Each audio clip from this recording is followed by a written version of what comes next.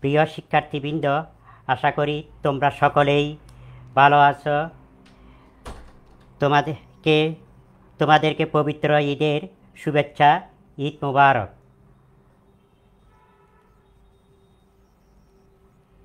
তা আজকেই তোমাদেরকে আবারও ফেসবুক লাইভের মাধ্যমে পাঠদান ব্যবস্থা ঘরে বসেই কারিগরি শিক্ষাঙ্গনে আমি স্বাগত জানাই। উপস্থাপনায় আমি প্রকৌশলী মোহাম্মদ আব্দুল সালাম চৌধুরী, চিফ ইন্সপেক্টর ও বিভাগীয় প্রধান, কম্পিউটার টেকনোলজি বিভাগ, চট্টগ্রাম পলিটেকনিক ইনস্টিটিউট। আমি আজকেও তোমাদের কম্পিউটার টেকনোলজি বিভাগের চতুর্থ পর্বের ডেটা কমিউনিকেশন সিস্টেম বিষয়টি নিয়ে আবারও হাজির হয়েছি। বিষয় কোড 66644। তো আমি আজকে শুরু করছি চ্যাপ্টার 3 থেকে ডিজিটাল কমিউনিকেশন সিস্টেম। এই চ্যাপ্টারটি পাঠের উদ্দেশ্যটা কি? এই চ্যাপ্টার পাঠের উদ্দেশ্যটা হলো ডিজিটাল মডুলেশনের মাধ্যমে ডিজিটাল সিগন্যাল কীভাবে জেনারেশন করতে হয়, বিভিন্ন টেকনিকগুলি আমরা আজকেই জানব। লাইন কোডিং, ব্লক কোডিং কেন ব্যবহার করা হয়, এগুলি সম্পর্কে আজকে আমরা জানব। ডিজিটাল কমিউনিকেশনটা কি? ডিজিটাল কমিউনিকেশনটা হচ্ছে যে প্রক্রিয়ায় অ্যানালগ সিগন্যাল বা অন্য কোনো ইনফরমেশনকে সিকিউরিটি বা ইফিসিয়েন্সি সহকারে ট্রান্সমিশনের জন্য নিউমেরিক ফরম্যাটে রূপান্তর করে তাকে ডিজিটাল মডুলেশন বলে। যেমন ভয়েস কনভারসেশনকে ডিজিট বা ডিজিটাল বিট 01-এ রূপান্তর করা হয়। এই 01 হলো কম্পিউটারের বাইনারি ল্যাঙ্গুয়েজ, এই জন্য এটাকে 01 ফরম্যাটে বাইনারি ডিজিট থেকে বাইনারি নাম্বারে, নিউমেরিক নাম্বারে কনভার্ট করা হয়। এখানে একটি block diagram of A typical digital communication. Digital কমিউনিকেশনের একটি ব্লক ডায়াগ্রাম এখানে দেখানো হচ্ছে যে অনেক ডিজিটাল কমিউনিকেশন সিস্টেমের জন্য ডিজিটাল মডুলেশন টেকনিক প্রয়োজন হয়। যেমন টেলিফোন সিস্টেম আছে, communication system, cellular communication system আছে, স্যাটেলাইট কমিউনিকেশন সিস্টেম আছে। তো আজকে আমরা সেন্টার থেকে দূরবর্তী কোথাও রিসিভারে একটি মেসেজ আমরা ট্রান্সমিট করব। এইখানে যে কমিউনিকেশনের ব্লক ডায়াগ্রামটা আছে, এইখানেই যেটা আছে এইটা হচ্ছে সেন্ডার অংশ, আর নিচে যেটা আছে এটা হচ্ছে রিসিভার অংশ। বাকি অংশটুকু হচ্ছে এই যে এখানে এটা সংযোজন করা হয়েছে, এই কানেক্টেড হয়েছে বিভিন্ন ডিভাইসের মাধ্যমে। তো এখানে প্রথমেই একটি মেসেজ আমরা পাঠাতে চাই, এটা ভয়েসও হতে পারে, যে কোনো সোর্স থেকে আসতে পারে ভয়েস, আবার এটা কম্পিউটার থেকেও হতে পারে, ডিজিটাল ইনফরমেশন হতে পারে। যদি ভয়েস হয় এটা অ্যানালগ ইনফরমেশন, এটা এখান থেকে এই যে এই কনভার্টারে অ্যানালগ টু ডিজিটাল এই কনভার্টারে প্রবেশ করবে। আর যদি কম্পিউটার থেকে হয় এটা এদিক থেকে সরাসরি সোর্স এনকোডারে প্রবেশ করবে। তো এখান থেকে অ্যানালগ যেটা যে মেসেজটা আছে সেটা অ্যানালগ টু ডিজিটাল কনভার্টার দিয়ে কনভার্ট হয়ে ডিজিটাল ফরম্যাটে তৈরি হয়ে যাবে, 1010 আকারে তৈরি হয়ে যাবে। সোর্স এনকোডার এটাকে অ্যাকসেপ্ট করবে, অ্যাকসেপ্ট করে এটাকে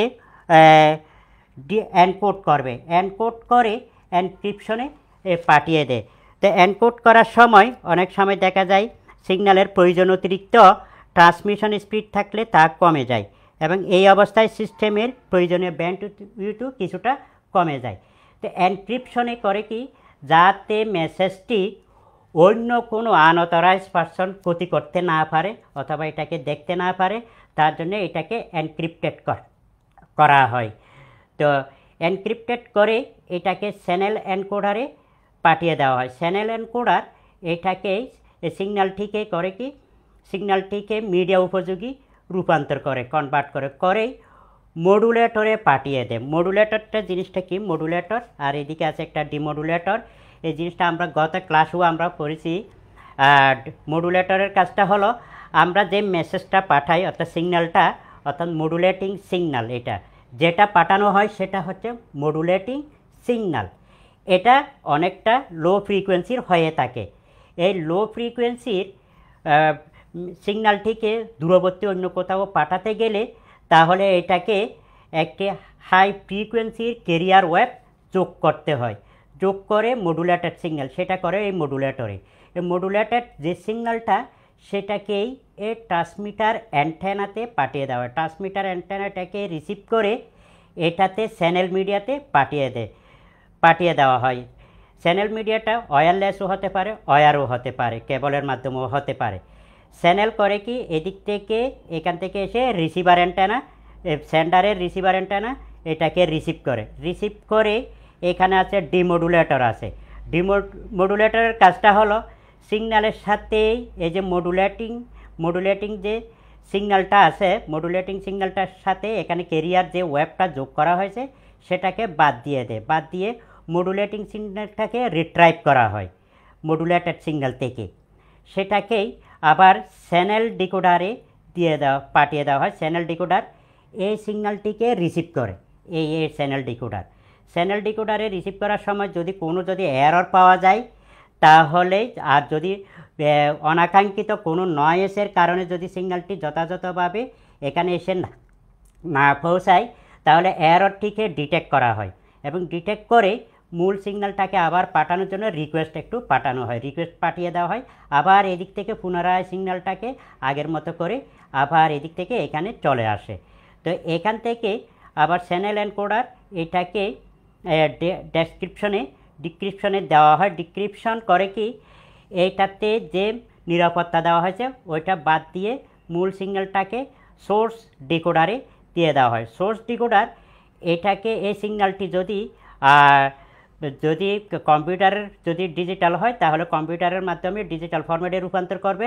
আর এটা যদি ডিজিটাল থেকে যদি অ্যানালগ সিগন্যাল হিসেবে পাঠানো হয় তাহলে অ্যানালগ সিগন্যাল হিসেবে এটাকে কনভার্ট করে রিসিভারের নিকট পাঠিয়ে দেওয়া হয়। এইভাবে করে একটি কমিউনিকেশন সিস্টেমের ব্লক ডায়াগ্রাম দেখানো হলো। একটি সিগন্যাল সেন্ডার থেকে রিসিভারের নিকট এইভাবে পৌঁছায়।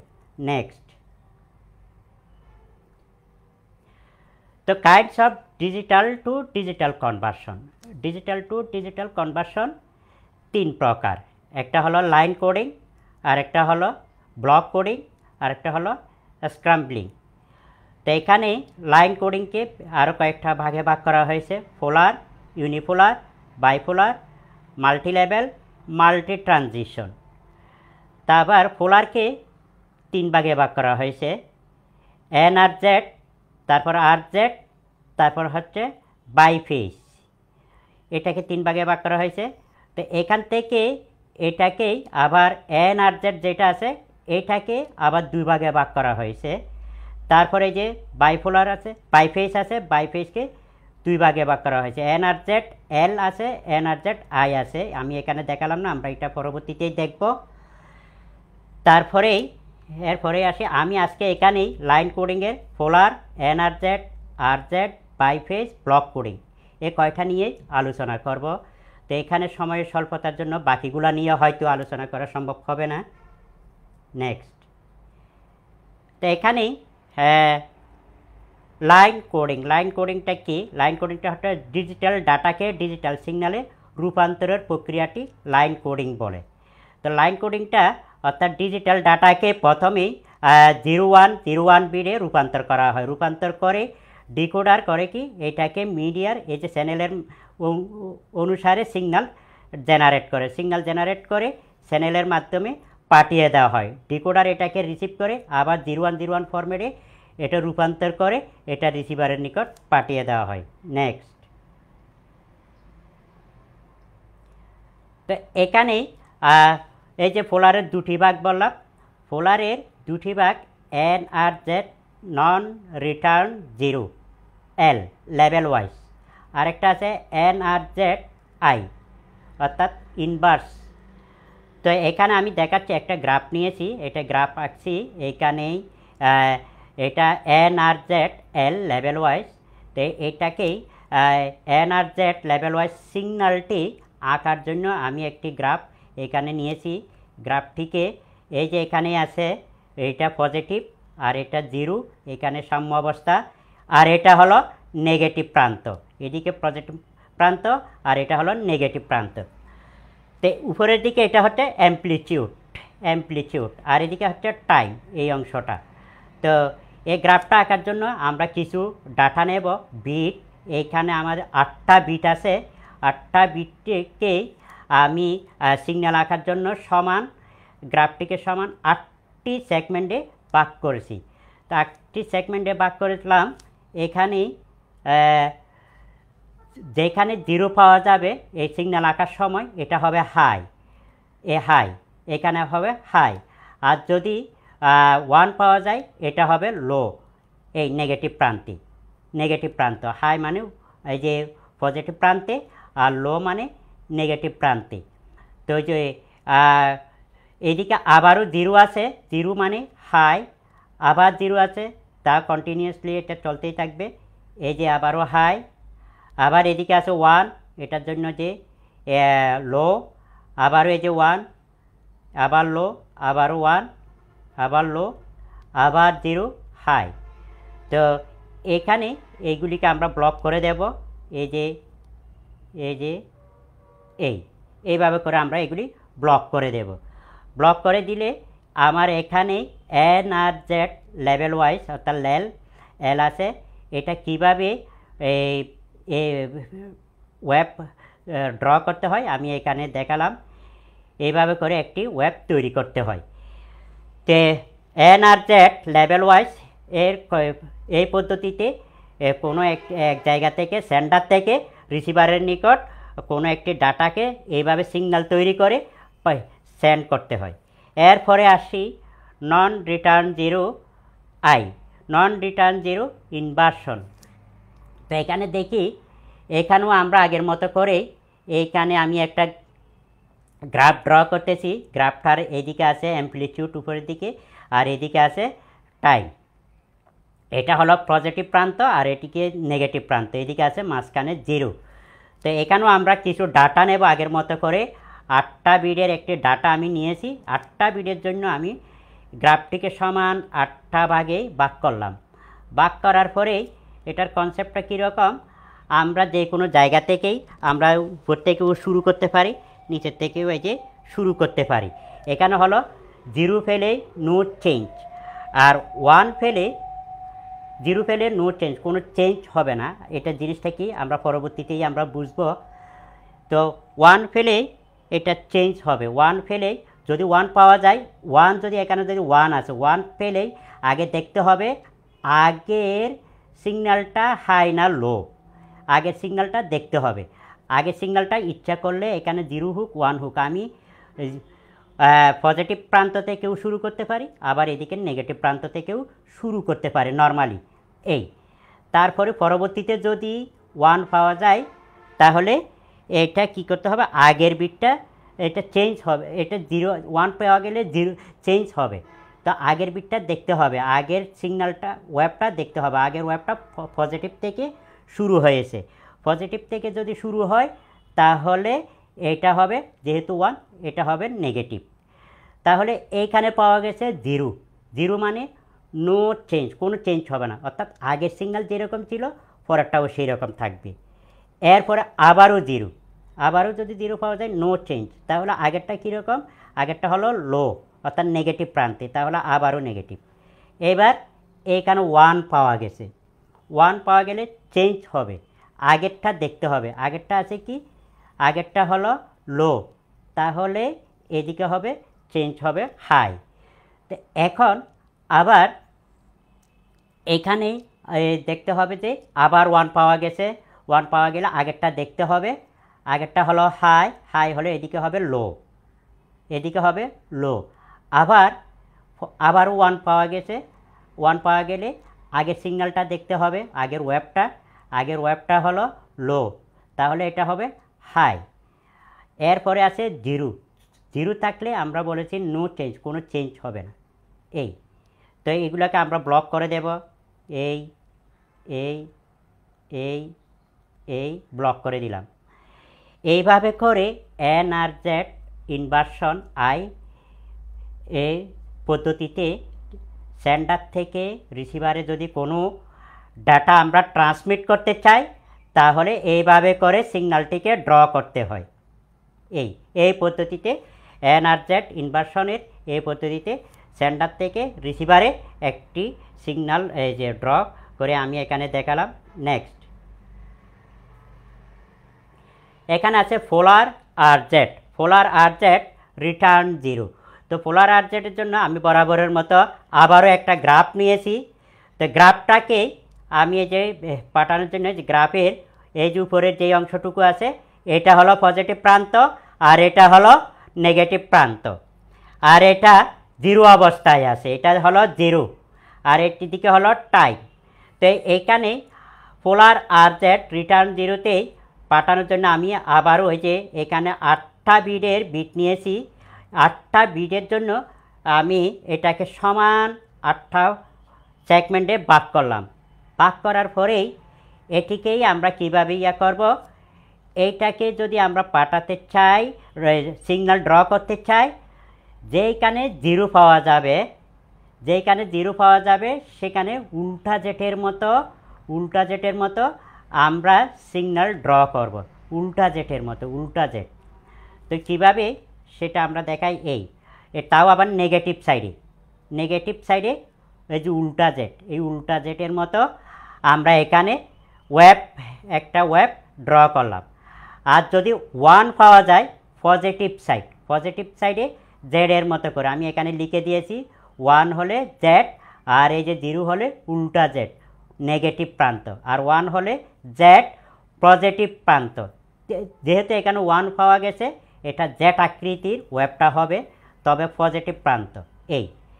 তারপরেই আবার 0 পাওয়া গেছে, 0 পাওয়া গেলেই উল্টা জেড আকৃতি, এটার নেগেটিভ প্রান্ত। তারপরে আবার 0, তাও উল্টা জেড নেগেটিভ প্রান্ত।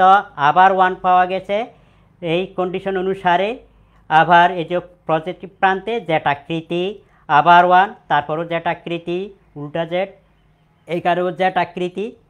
এরপরে আবার 0 পাওয়া গেছে, 0 পাওয়া গেলেই আবারও নেগেটিভ সাইডে উল্টা জেড আকৃতির এই যে ওয়েব হবে। তো এগুলিকে আমরা ব্লক করে দেব।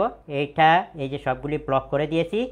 ব্লক করে দেওয়ার পরেই এখানে একটি ওয়েব তৈরি হয়ে গিয়েছে। এই যে এখানে এই ওয়েব, প্রত্যেকটা বিডের জন্য এই যে ওয়েবের আকৃতিটা এইভাবেই তৈরি হবে।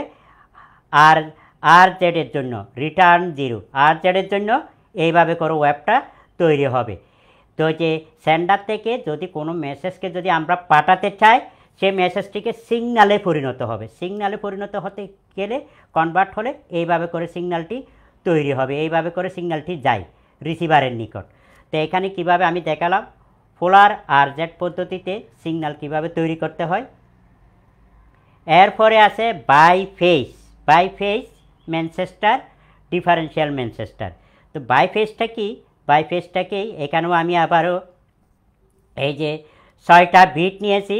6টা বিটের জন্য ডাটা বিট, 6টা ডাটা বিটের জন্য আমি এখানে গ্রাফ অঙ্কন করেছি। এখানে গ্রাফ আছে, এখানে গ্রাফটিকেই আমরা এখানে পজিটিভ প্রান্ত, এটা হলো নেগেটিভ প্রান্ত, আর এখানে 0, এই 0 দেওয়া আছে, দিয়ে দিলাম। তারপরেও এদিকেও অ্যাম্প্লিটিউড, এটা টাইম। তো 6টা বিটের জন্য আমি গ্রাফটিকে সমান 8টি পোর্শনে ভাগ করেছি। 8টি পোর্শনে ভাগ করার পরেই ম্যানচেস্টারকেই, এই যে ম্যানচেস্টার পদ্ধতিতে একটু সহজ আছে।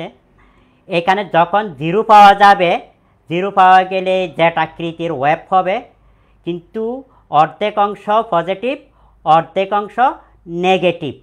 এগুলি হচ্ছে কি, এই যে এনআরজেড পদ্ধতি যেটা ছিল, এনআরজেড এল যেটা ছিল, উভয়ের কম্বিনেশন, সেজন্য ওইগুলির সাথে কিছুটা মিল। তো এখানে যখন 0 পাওয়া যাবে, 0 পাওয়া গেলেই এইটাকেই 0 যখন পাওয়া যাবে এটা জেড আকৃতির ওয়েব আঁকতে হবে, তাও আবার অর্ধেক অংশ পজিটিভে, অর্ধেক অংশ নেগেটিভ। আর যদি 1 পাওয়া যায় উল্টা জেড আকৃতি, এই যে উল্টা জেড আকৃতি এখানে দেখানো হলো, উল্টা জেড আকৃতি। তারপরে আবার 0 জেড আকৃতি, আবার এখানে 0 জেড আকৃতি, তারপরে এখানে 1, উল্টা জেড, এই যে উল্টা জেড, এখান থেকে এখানে উল্টা জেড, তারপরে আবার 1 পাওয়া গেছে উল্টা জেড, এই আবার এগুলিকে এখানে সংযোজন করে দেওয়া আছে, সংযোজন করে দিতে হয়। এইভাবে করে ম্যানচেস্টার পদ্ধতিতে যে ডাটাগুলি আছে এটাকে বিট বিট আকারে তৈরি করে এই বিটগুলিকে সিগনালে কনভার্ট করতে হয়। সিগন্যালটিকে এইভাবে করে ড্র করতে হয় ম্যানচেস্টার পদ্ধতিতে। এইভাবে করে সেন্ডার থেকে রিসিভারে একটি ডাটা এই সিগন্যাল আকারে সেন্ড করা হয়। এরপরে আছে আমরা ডিফারেনশিয়াল ম্যানচেস্টার। ডিফারেনশিয়াল ম্যানচেস্টার যেটা আছে সেটাও কিন্তু আমি আগের মতো করেই এখানে এই যে বিটগুলি আছে এই বিটগুলিকেই এখানকার জন্য রাখবো। এখানে এই প্রথম পোর্শনের জন্য 0, তারপর 1, তারপর 0, তারপর 0, তারপর 1 1। তো এখানেও কিন্তু এটা আলাদা একটা গ্রাফ। তো এইখানে পজিটিভ প্রান্ত আর এটা হলো নেগেটিভ প্রান্ত। এখানে আছে 0, এখানে 0 আছে। তো এখানে টাইমটা দেওয়া আছে। তো এখানে এটাকেই সমান 6টা বিটের জন্য 6টা পোর্শনে আমরা ভাগ করেছি। ভাগ করার পরে প্রত্যেকটা পোর্শনকে আবার এই যে সমান 2 ভাগে ভাগ করেছি। ভাগ করার পরেই এইখানে একটা নিয়ম হলো 0 হলেই নো চেঞ্জ, 0 হলে নো চেঞ্জ, 1 হলে চেঞ্জ হবে, 0 হলে নো চেঞ্জ, 1 হলে চেঞ্জ হবে। তো ব্যাপার জিনিসটা কি আমরা দেখি, এটাকে ইচ্ছা করলেই আমরা প্রথম এখানে 0 পাওয়া গেছে, 0 পাওয়া গেলেই এখানে এটাকে আমরা এখান থেকে উপর থেকেও আঁকতে পারতাম, আবার এই যে পজিটিভ প্রান্ত থেকেও আঁকা যেত, আবার আমরা এখানে নেগেটিভ প্রান্ত থেকে শুরু করেছি। এখানে যেহেতু নেগেটিভ প্রান্ত থেকে শুরু করেছি আমরা মনে করি আগের যে সিগন্যালটা ছিল তাহলে সেটা পজিটিভ প্রান্ত থেকে শুরু হয়েছে, এই জন্য এইদিকে একটা দাগ দেওয়া আছে। তো এরপরেই যেটা আছে সেটা হলো এরপরে পাওয়া গেছে 0-র পরে 1 পাওয়া গেছে, এই পোর্শনে আছে এই অংশে 1 পাওয়া গেছে। 1 পাওয়া গেলে দেখতে হবে যে আগের যে সিগন্যালটা ছিল, ওয়েভটা ছিল, আগের যে ওয়েভটা দেখতে হবে। ওয়েভটা যদি জেট আকৃতি হয় পরেরটা হবে উল্টা জেট, আর যদি উল্টা জেট হয় তাহলে জেট আকৃতি হতে হবে। এখন এখানে দেখা যাচ্ছে যে এই প্রথম যেটা ছিল, এই প্রথম যেটা এইটা কিন্তু উল্টা জেট আকৃতি, তাহলে 1-এর বেলায় চেঞ্জ হয়ে যাবে। চেঞ্জ হয়ে যাওয়া মানে কি, এটা যেহেতু উল্টা জেট এটা জেটের মতো হয়ে যাবে, এইখানে জেট। তারপরেই আবার এখানে 0 পাওয়া গেছে, 0-র বেলায় আমরা বলেছি নো চেঞ্জ, কোনো চেঞ্জ হবে না। তো দেখবে যে আগের ওয়েভটা কীরকম, আগের ওয়েভটা ছিল জেট আকৃতি, এই জেট আকৃতি, এই 0-র সাথে মিলালে হবে না। এখানে যেহেতু 0 এখানেও 0, এটা যেভাবে আঁকেছি এটা সেইভাবে আঁকবো, এইরকম না। এখানে দেখতে হবে এটাকে আমরা যে কোনোভাবেই প্রথমটা যে কোনোভাবেই আমরা নর্মালি এখানে ড্র করলাম, তারপরে এখানে 1 পাওয়া গেলে চেঞ্জ হবে। এখানে উল্টা জেট আছে, এটা জেট আকৃতি, তারপরে আবার এখানে 0 পাওয়া গেছে এই পোর্শনে, তাহলে কোনো চেঞ্জ হবে না, আগেরটা যেরকম সেই রকমই থাকবে। এরপরে আবারও 0 পাওয়া গেছে, তাহলে এইখানে যেটা ছিল এটা যেভাবে আঁকছি সেইভাবে জেট আকৃতির থাকবে। আবার এইদিকে 1 পাওয়া গেছে, 1 পাওয়া গেলে এটা আগেরটা ছিল জেট আকৃতির, এটা হয়ে যাবে উল্টা জেট। তারপরে এই যে 1 আছে, 1-এর জন্য চেঞ্জ হবে, আমরা বলেছি এটা চেঞ্জ হবে, তাহলে আগেরটা ছিল উল্টা জেট, এটা হলো জেট আকৃতি। সবগুলোকে ব্লক করে দেওয়া আছে। এইভাবে করে ডিফারেনশিয়াল ম্যানচেস্টার পদ্ধতিতে কোনো একটি ডাটাকে এক জায়গা থেকে অন্য জায়গায় পাঠানোর জন্য সিগন্যালে যদি কনভার্ট করতে হয় তাহলে সিগন্যালটাকে এইভাবে করে ড্র করতে হয়। তো আশা করি এখানেই বাইফেজ ম্যানচেস্টার ডিফারেনশিয়াল ম্যানচেস্টার এনকোডিংটা আমি দেখালাম কীভাবে সিগন্যাল আঁকতে হয়। নেক্সট, এরপরে আসি ব্লক কোডিং। ব্লক কোডিংটা কি? ব্লক কোডিংটা হলো আমরা যে লাইন কোডিংয়ে যে ডাটা পাঠাই, লাইন কোডিংয়ে কিছু কমন সমস্যা আছে। অর্থাৎ এটার সমস্যাটা হলো long sequence of 0, long sequence of 0। অনেক সময় এখানে 0 পরিমাণ যদি ডাটা পাঠাতে চায় 01 01 করে, অনেকগুলি যদি 0 বেশি হয়ে যায় তাহলে এইখানে অনেক সময় এরর দেখা দেয়। এবং আরেকটা হলো আমি যদি সেন্ডার থেকে যদি 0 পাঠাই তাহলে সেটা রিসিভার 1 দেখায়, আর যদি সেন্ডার থেকে 1 পাঠাই তাহলে এটা রিসিভারে 0 দেখায়, অর্থাৎ সিগন্যাল যদি হাই তাহলে এটা রিসিভারে লো হয়ে যায়, আর যদি রিসিভার থেকে যদি এটা লো পাঠায় তাহলে এটা সেন্টারে হাই হয়ে যায়। এইখান থেকে সমাধানের জন্য আমাদের আছে ব্লক কোডিং, তারপর আছে স্ক্রাম্বলিং, এগুলি আছে। তারপরেই আমরা কিভাবে ব্লক কোডিং করতে হয় এখান থেকে দেখাই। তো ব্লক কোডিং করতে গেলে আমি 3 বিটের একটি এখানে একটি ডাটা নিলাম, এই ডাটাগুলিকে 3 বিটের ডাটাকেই আমি 4 বিটে রিপ্লেস করব, 4 বিটে।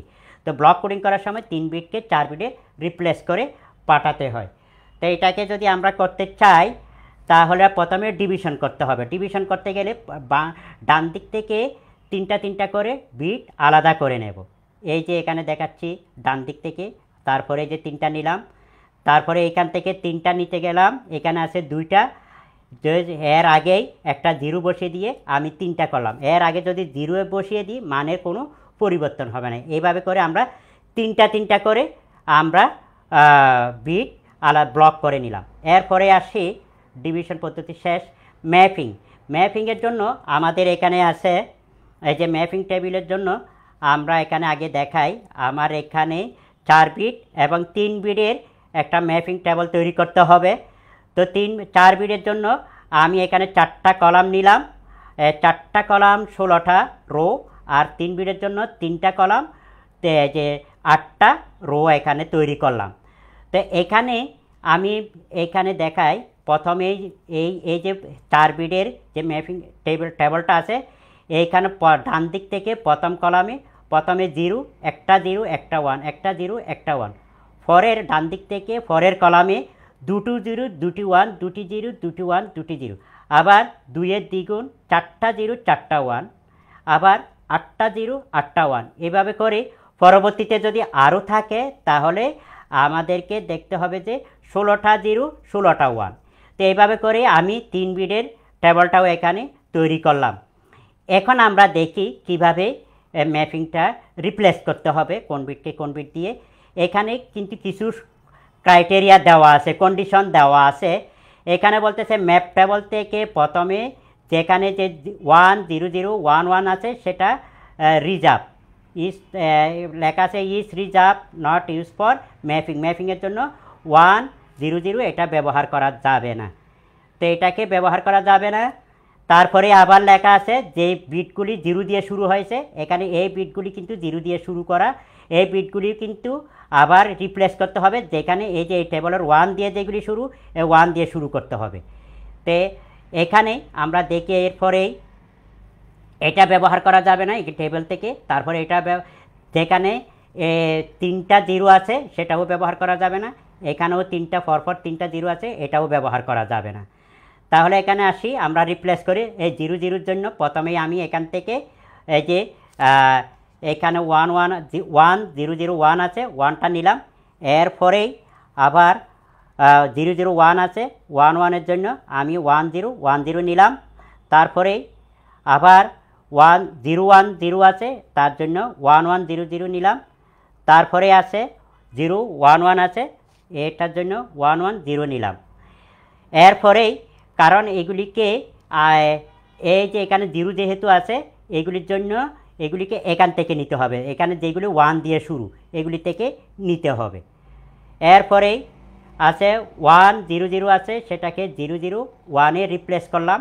এরপরে আছে 1 0 1 আছে, আমি ইচ্ছা করলে এগুলোও নিতে পারতাম, এগুলিও নিতে পারতাম, এটাও নিতে পারতাম, এগুলিও নিতে পারতাম, যে কোনো একটা নেওয়া যাবে।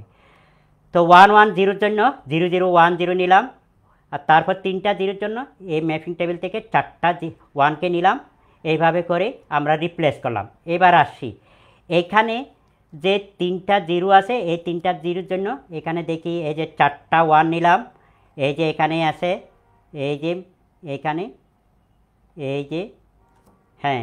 এরপরেই আসি এই 3টা 0-র জন্য, তারপর 0 0 1-এর জন্য 1 0 1 0 নিলাম, আর 3টা 0-র জন্য 1 0 0 1 নিলাম। 0 1 0-র জন্য 1 1 0 0 নিলাম। এইভাবে করে আমরা 3 বিটকে 4 বিটে রূপান্তর করলাম। এরপরে আসি এই রূপান্তর করার করেই এই ব্লকগুলিকে 4 বিটের যে ব্লকগুলি আছে এই ব্লকগুলিকে এবার ব্লক আকারে আমরা ট্রান্সমিট করে দেব ওই সেন্ডার থেকে রিসিভারের নিকট। তাই আমি এখানে দেখালাম কীভাবে 3 বিটের ডাটাকে 4 বিটে রূপান্তর করে ট্রান্সমিট করতে হয়। তা আমার মনে হয় এখানেই বুঝে গেছে, আমি এখানে শেষ করতে চাই। তাই এখানে আছে ব্লক কোডিংয়ের সুবিধা অসুবিধাটা কি। ব্লক কোডিংটা কিছুটা সহজ এবং এখানে এরর ডিটেক্ট করা যায় এবং এরর কম হয়। তো এখানেই আবার কিছুটা অসুবিধা হলো, এখানে যেহেতু বাড়তি কিছু বিট যোগ করতে হয় তার জন্য ব্যান্ডউইথ কিছুটা কমে যায়, অতিরিক্ত ব্যান্ডউইথের দরকার হয়। তারপরে এখানে শেষ করতে চাই। তাহলে আমি এবার আসি, প্রিয় শিক্ষার্থীবৃন্দ, তোমাদের যদি কোনো প্রশ্ন থাকে তাহলে তোমরা অবশ্যই আমাদের স্কিল পোর্টাল বাংলাদেশ যে পেজটি আছে এই পেজে তোমরা অবশ্যই কমেন্ট করবে। কমেন্ট করলে আমি উত্তর দিতে চেষ্টা করব। তো আজকে এইটুকুই রাখি। আল্লাহ হাফেজ।